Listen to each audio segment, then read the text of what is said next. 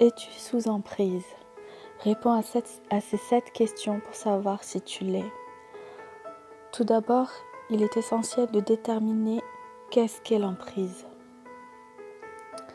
L'emprise est un ascendant exercé par un individu sur un autre. Un contrôle qui passe par une ou plusieurs stratégies de manipulation afin de garder une domination psychologique constante pour pouvoir utiliser la personne pour des raisons qui peuvent être multiples et variées. C'est en fonction de la personnalité qu'il exerce et de ce que peut lui apporter sa proie.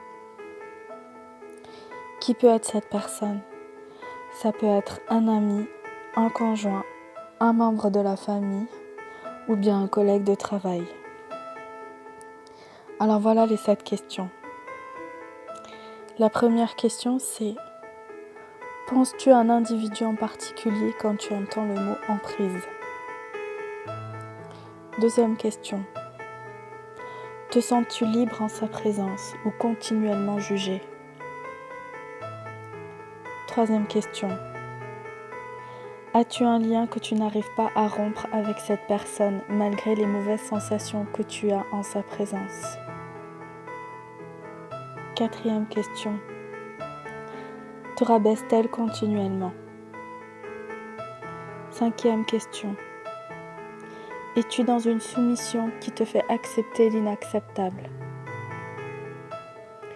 Sixième question: franchis-tu des limites que tu ne franchirais jamais sans elle? Comme par exemple des crises de nerfs à répétition, une jalousie excessive et un manque de respect pour toi-même.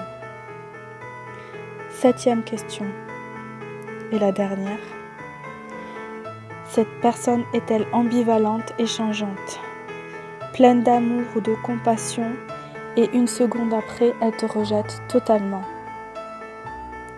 Voilà.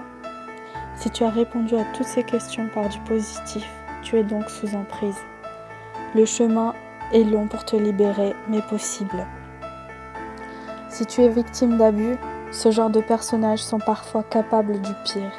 Il est urgent de te faire accompagner afin d'en sortir. Tu dois prendre des décisions car la vie n'est pas faite pour être subie, mais pour être vécue et réalisée. Ne donne pas ton énergie à cette personne car elle se nourrit de toi pour vivre et toi tu perds ta vie à petit feu. Comment sortir de cette emprise? Il faut souvent un déclic. Parfois l'impression d'avoir tout donné et d'être à bout de ses forces et au bout de sa vie. Soit on quitte tout et on reprend sa vie en main, soit il arrive le pire. Le deuxième déclic possible, c'est d'avoir vu le vrai visage de cette personne, car elle ne peut plus faire semblant. Tu la vois telle qu'elle est, tu es dans un dégoût total.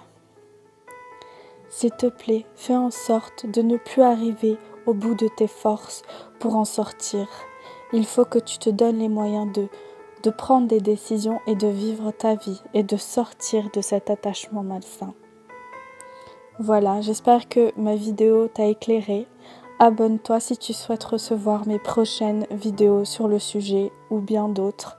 Je te souhaite une très belle journée lumineuse.